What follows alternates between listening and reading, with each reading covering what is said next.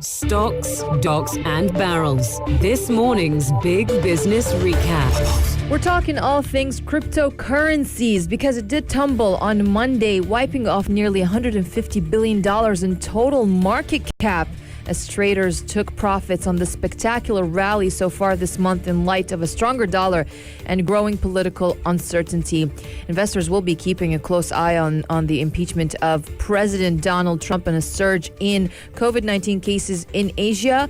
But we're talking about this because Bitcoin's startling rise of more than 300% over the past year has captured the attention of the public and institutional investors alike. But sadly, the cryptocurrency is all we know. It's highly volatile because from Friday till Monday, it dropped by about 15% from a record high of about $41,800 to $34,000, $34,645 to be specific.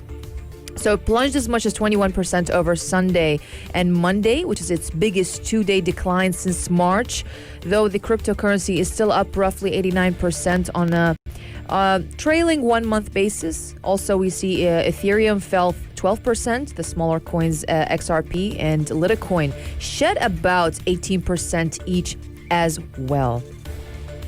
Yeah, and several factors to look into here. For starters, you're talking about a watchdog from the United Kingdom. They're talking about the volatile nature of crypto assets and even warned consumers that they should be prepared to lose all their money if they invest in digital currencies like the Bitcoin. So regulators are cautioning the public over the risk of crypto assets, which have been put at the fore now with Bitcoin prices dropping quite significantly following their reaching record highs of $42,000 and having doubled in value in less than a month, prompting a lot of excitement from people as well. Bitcoins are pretty unique and pretty tricky to analyze as well, just by their nature. And some of the factors that contribute to Bitcoin's volatility, according to analysts, includes the fact that a significant portion of the currency is owned by these so-called whales, namely 2% of accounts controlling 95% of all the available Bitcoin supply. And when these whales trade, when volumes are thin, the price swings would be magnified. We also have a pretty tricky market structure, which consists of hundreds of disconnected exchanges that, in effect, are their own islands of liquidity. The thing about the recent surge in the Bitcoin price, it's being attributed to both the involvement of institutional investors, and the big one is PayPal's entry into the cryptocurrency market. That's prompted that massive surge as well. But now with the price dropping, Abdul Karim, people are asking, is the bubble finally bursting? Look, there's two ways to look at it. The first thing is, yes, we're just talking about the fall of $140 billion being wiped off the market, or $150 billion, and other reports saying, to plunge $200 billion in the span of 24 hours. But what we're not understanding is that over the last week, the market for cryptocurrency jumped $1 trillion. So let's not ignore that as well. Other aspects is as Ahmed pointed out, it's a mixture of institutional investors and also PayPal. So when you talk about PayPal, this also means general consumers. Now, human nature-wise, as us as individuals, we listen to our friends who might have invested in Bitcoin. We listen to a lot of people, and they've been preaching this world of Bitcoin to you. Your immediate instinct says, I should invest too. You're not thinking of investing, let's say, if the price of the value or the value of the Bitcoin is $27,000 and you're thinking, okay, I'm going to park my money here. I'm going to wait till 10, 15 years and then touch it.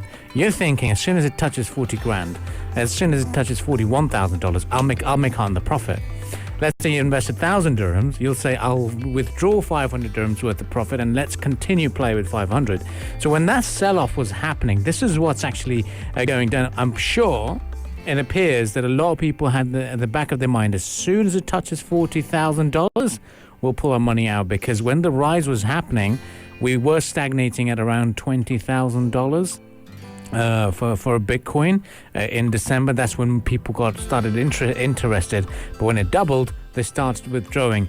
But now, looking to the future, Some analysts have described it as a digital gold. JP Morgan saying that as well. And the other aspect that they're saying about Bitcoin is that particularly amongst millennials, it is going to be very, very appealing because millennials trust the digital soft nature.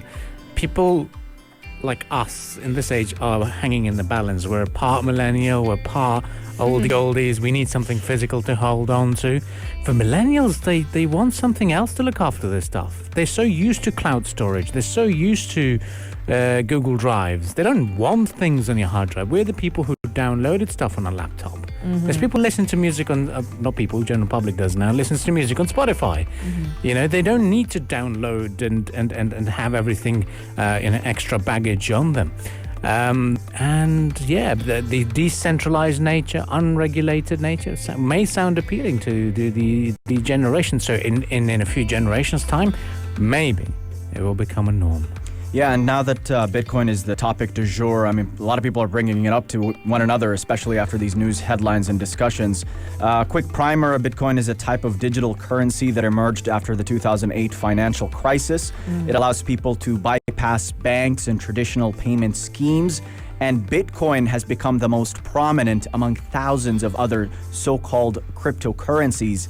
Bitcoin in particular relies on a blockchain technology. It's a shared database of transactions with entries that must be confirmed and encrypted. And the way that the currency is acquired is through mining, where people use high-powered computers to verify transactions and essentially solve puzzles with Bitcoins offered as a reward. Currently, there are more than 18 million Bitcoins in existence, and there's a mathematical system that controls the generation of new Bitcoins, which is decentralized, so there's no central bank or overarching institution. And there's also a hard cap on the amount of Bitcoins that will ever be mined, which the maximum is going to be 21 million. And mining becomes progressively harder the more there have been mined already. The way people buy it and sell it is there are several currency exchanges where consumers can swap traditional money backed by governments for cryptocurrencies and store it in what is called a digital wallet. And problems have been when it comes to buying things with Bitcoins. We're still at a stage where people don't go to the supermarket and buy things for Bitcoin as a currency, but it's seen as an investment and sort of our gold for the 21st century.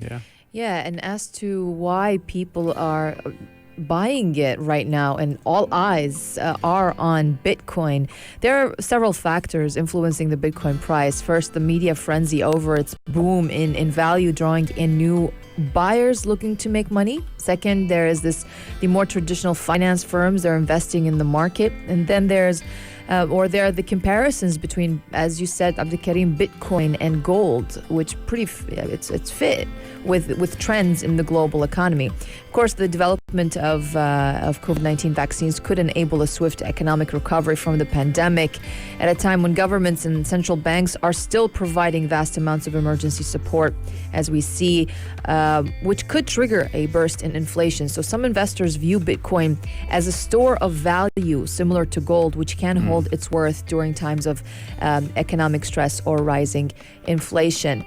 But there are two audiences here, split between pro-Bitcoin and they're against anti-Bitcoin. Bitcoin's value is almost entirely defined by perceptions. Some economists believe it's entirely worthless. However, for example, analysts at JP Morgan, they have said, and we talked about this last week, they have said it could hit $146,000 if it became as established as gold for investors. However, to match this reputation, obviously built up over millennia as a thing worth owing, with otherwise little intrinsic value, it would need to become much less volatile. Yeah, which is very difficult. Certainly is. When we look at the quantitative easing, especially when it comes to the injecting money into the economies, people start losing interest in value and then the value for the printed cash and printed money, and the worldwide normalization of Bitcoin with the institutional investors joining it. So now it's become the nature of fear of missing out. So more people want to take part in it. So a piece of that pie as well. So let's see where it goes. But so far, the good news is it has dropped down to $34,000, and we will be keeping you posted about all of this. So for now, time now is for us to take a bit of a breather. We'll be back again after some more musical interval and right after the news headlines as well. Stay with us. This is the Morning Majlis on Pulse 95. Pulse 95. Between local lines. Notes from the Emirate. Yes, we're just discussing the state of real estate here in the Emirate of Sharjah. Arada has reported a robust sales performance for 2020 as the developer benefited from a raft of project handovers and also the stable Sharjah real estate market to overcome the effects of the COVID-19 pandemic. So obviously during the challenging year that the UAE property sector as a whole went through, the total value of real estate sold by Arada rose by 35% to reach just about 1.75 billion dirhams, with investor interest continuing to grow at Al Jada, which is the landmark mixed-use mega project here in the heart of New Sharjah. So Arada has also confirmed a new Islamic loan agreement with Dubai Islamic Bank, amounting to an initial 300 million dirhams, as well as a smaller facility with Ajman Bank as well. So those two agreements, which will enable the fulfilling or the full financing of all residential phases that have been announced by Arada. They will follow previous loans totaling 2 billion dirhams, which were secured back in 2017 and 2018. Indeed, Rania. And Arada chairman, His Excellency Sheikh Sultan bin Ahmed Al Qasmi, said that against an incredibly difficult backdrop, he was pleased to say that Arada had outperformed expectations over the course of the last year. It had awarded over 1 billion dirhams in contracts and achieved exceptional sales results. He noted that in particular, Arada saw the closure of new financing agreements with Dubai Islamic Bank and Ajman Bank as another vote of confidence, not just in Arada, but in the resilience of Sharjah's property market. Over the course of 2020, Arada's sales did dip during the UAE lockdown period in April, but recovered strongly in the following months, with Arada posting its best ever quarterly performance in the third quarter. In total, Arada sold over 2,337 units during the year 2020 as investors flocked to higher-end apartments and villas across the company's two projects, Al Jada and Nesma residences. Yeah, as soon as you get the go-ahead from the banks, especially the famous banks such as Dubai Islamic Bank as well, it really gives you the little bit of a motivation to for a property developer as a whole, and for investors to feel, okay, I can rely on the borrowed money for the time being. So a number of key construction contracts were also awarded during 2020, and a lot of people would be assuming that 2020 was a horrible time for the real estate market as a whole. Yes, there was a bit of a dip. Yes, there was a bit of a challenge, but Arada managed to sell 1,977 units over the course of the year and is preparing to hand over the first homes in the community. They also launched the Nasij district, the Vida Residences Al Jada in partnership with the Imar Hospitality Group, and the second Sarab Garden Villa community.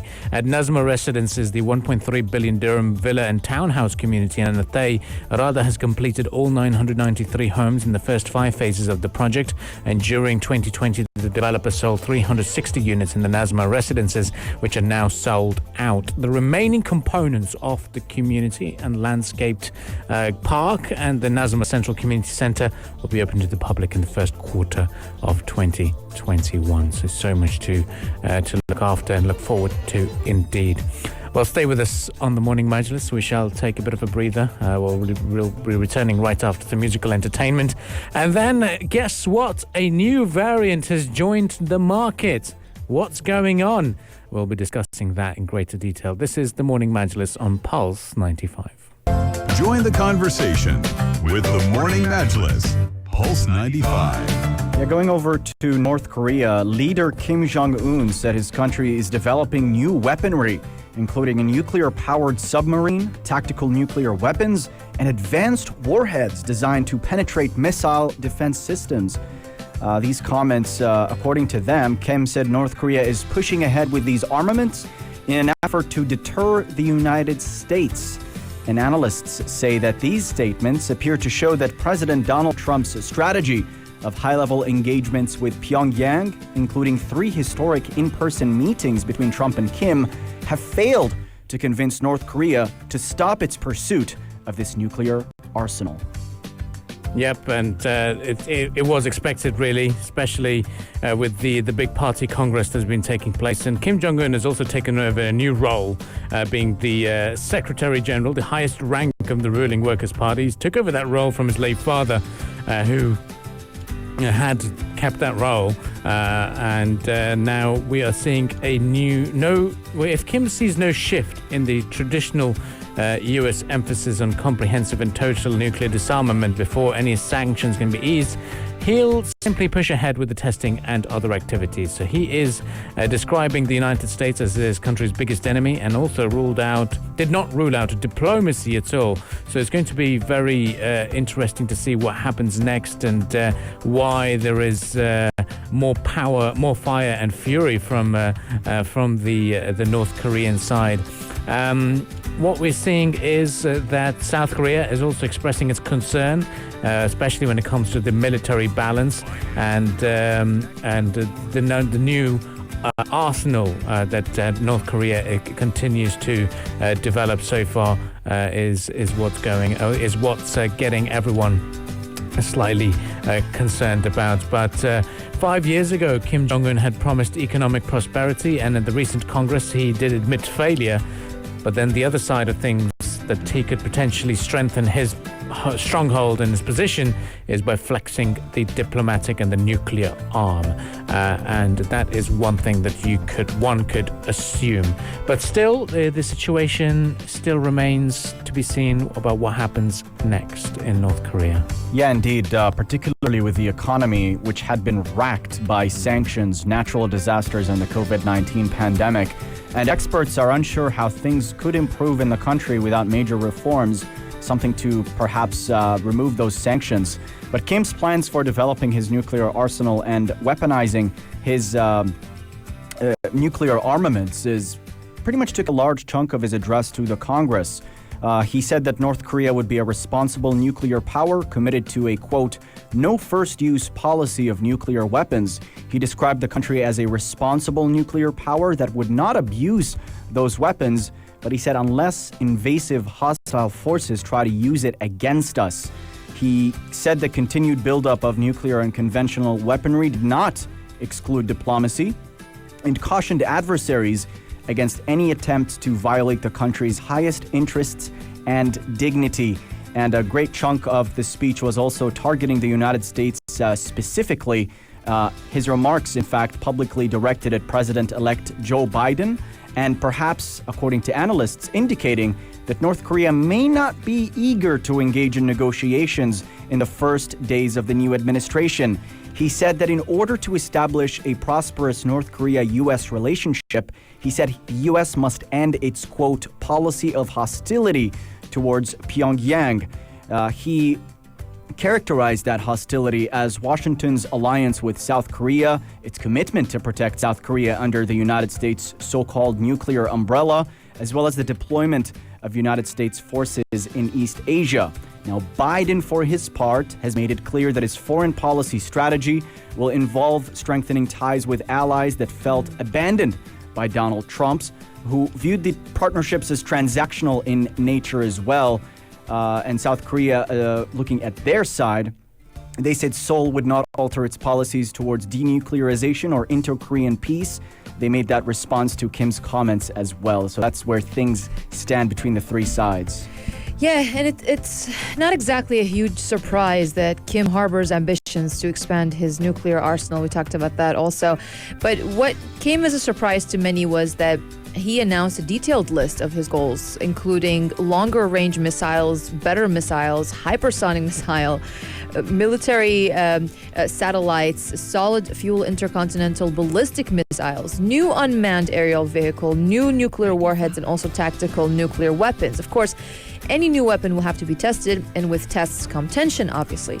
And everyone on the Korean peninsula remembers the threat of fire and fury promised by Donald Trump back in 2017 after the 3 long-range missile tests by North Korea. Now, going back to South Korea is desperate to avoid a repeat of this ramped-up rhetoric and situation. But Kim is laying down the gauntlet and also wondering if he will get a reaction. And in his speech, he even discussed how far he would like his long-range missiles to fly. He wants them able to hit targets up to 15,000 kilometers away. This range would make Pyongyang more than capable of hitting the U.S. Worrying times indeed. Well, stay with us on the Morning Majlis. Text lines are open 4215. Yes, we're playing that city trivia game with you. So what we'll do is we'll just do a little bit of a couple of more hints for you about the world of geography. In the world are we? Where in the world are we? So big quiz questions this morning. We're asking you to text us on 4215. Guess which country we're talking about. We're talking about a country where black cars are illegal. We're talking about a country where Melon Day is a national holiday. Every second Sunday in August, you celebrate their melons for being so famous and sweet. This country and the capital city of the country has a Guinness Book of World Record for the highest density of marble buildings in the world. It is known as Las Vegas meets Pyongyang. People in this country wear the telpek, which is a hat for all seasons, and it also has a giant gas crater that keeps burning and has been burning for 48 years. So in the middle of the desert. So obviously it's in Asia, let's say? It's in Asia, and it is an Islamic country as well. So that's going to give you a little bit of a hint for sure. If you know the answer, text us on 4215. Guess the country or guess the capital city. Capital city sounds a little bit like Harry Potter's Azkaban. So if you know the answer, text us on 4215. Pulse 95. Between local lines. Notes from the Emirate. Hello, welcome back on to the Morning Majlis, and we're talking about the big event happening in February. It's the Pink Caravan Ride, the 11th edition of it. It will take place in February. It is an annual UAE-based breast cancer awareness initiative of the nonprofit Friends of Cancer Patients. The caravan ride will start off in Sharjah, going through all the Emirates, and will feature participants from equestrian clubs from all across the UAE.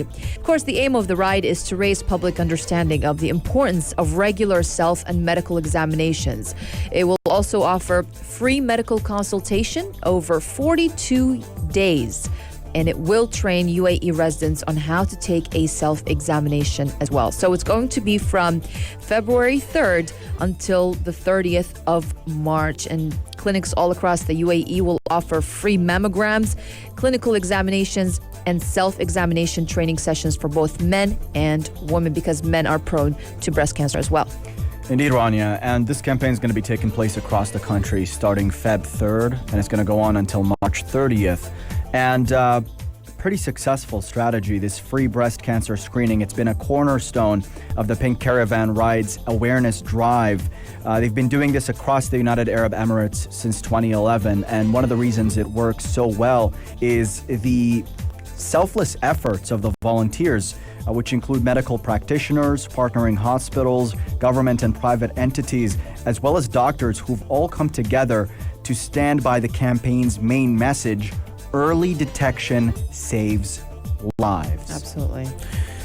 They do save lives indeed, and it's very, very important to do those examinations. And this Pink Caravan Ride, it's look, a lot of people want to live in this when they do have the fear that the worst thing that they want to do is investigate investigate themselves and find out. And they're always afraid of getting that harsh reality examined, for example. And then there's always this thought, okay, should I call up a clinic? Should I tell them this is my situation? I want to do the screening. And then the awkwardness of putting yourself into or taking time out for it and going to a clinic specifically for this, the wait, the phone call, the scanning, the appointments, all of them are very, it can be scary. And we agree with that. And with the PCR, the Pink Caravan ride, when they do go over to multiple locations across the globe, they're coming to you. And there is a reason why they're doing these events, is because the importance of early scanning is so high that they want to come to you, and it's very, very important to, just as a precautionary step, do it on a regular basis, and just do it because it's for your own benefit in the long run anyway. Also, you can go to their website, pinkcaravan.ae. You can, if you want to, for example, get help, or if you want to join the medical team, if you want to become a volunteer, you just want to take part in the Pink Caravan ride this year, you can do so. You can go to pinkcaravan.ae. You can also donate. Also, they have a demonstration or an illustration of how you can do, for women, we're talking, how you can do your own breast self-examination at home. They have illustrations and they have step-by-step guide on how to do that. So do go over to pinkcaravan.ae and check it out. Yeah, a lot of useful resources on that website. And the call for volunteers, the deadline for that is January 28. If you're from the medical profession, if you're a nurse, if you're a doctor, if you're a technician, and you want to volunteer for the 11th edition of the Pink Caravan ride, you could contact the medical committee at medical@pinkcaravan.ae. That is medical@pinkcaravan.ae. And across all Pink Caravan ride clinics in the 7 Emirates, volunteering medical teams will be offering health checkups, screenings, and consultations under safe, strict, globally recognized COVID-19 safety and precautionary guidelines.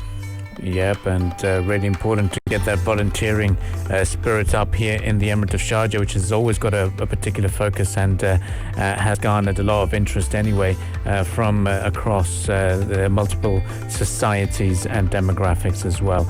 Well, stay with us on the Morning Majlis. We'll take a bit of a breather, and as soon as there's more, right after the musical entertainment, we will continue the discussions here on Pulse 95. Up next, it is Pakistan's new instant digital payment scheme. How beneficial and how useful is it going to be? All of this will be discussed right here on the Morning Majlis. And yes, the text lines remain open for that famous city trivia quiz that we're doing. You can text us on 4215 with your name and the answer of guessing which country we've been referring to. Answer will be revealed right after the next segment and next story as we continue the discussions here on Pulse 95.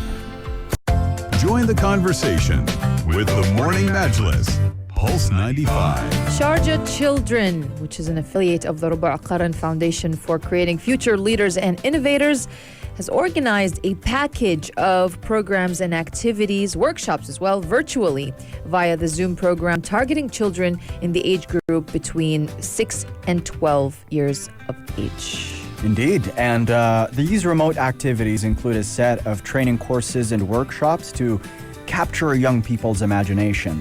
These new training workshops come as a continuation of the regular programs and courses hosted by Sharjah Children.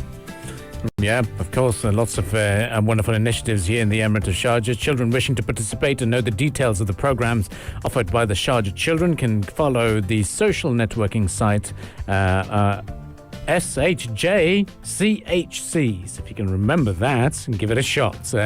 SHJCHC. Sharjah, SHJCH, as in children, .ae. So that's the website for Sharjah Children if you want to join the fun. The fun and games and more musical instruments and inspirations for all of you, indeed. Now, all of you, shout out to lots of people getting back on the text messages. Renata Medzebel or Medsbel, who messaged us or DM'd us on Instagram with the correct answer for the quiz question. We were asking you, in which country do they celebrate Melon Day or National Melon Day as their holiday? In which country did they ban black cars because it brings bad luck?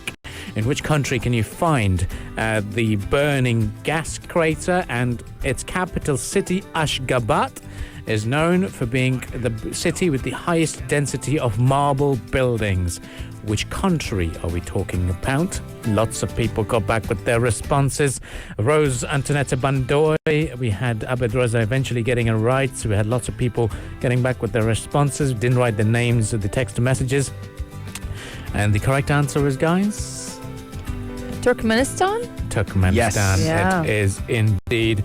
So thank you all for joining the quiz question. Thank you all for joining the Majlis quiz for sure. And we will be returning back here on the Majlis tomorrow morning, bright and early, 7 a.m. We'll bring you more details and more conversations to talk about. And thank you all for tuning in. But if you want to catch up with the podcast, guys, you can catch it on Spotify, SoundCloud, and Apple Podcast. Just type in Morning Majlis. We also upload daily videos on YouTube at Pulse 95 Radio. Make sure you subscribe and watch our live stream as well. We can do a bit of thumbs up for all of our viewers and listeners.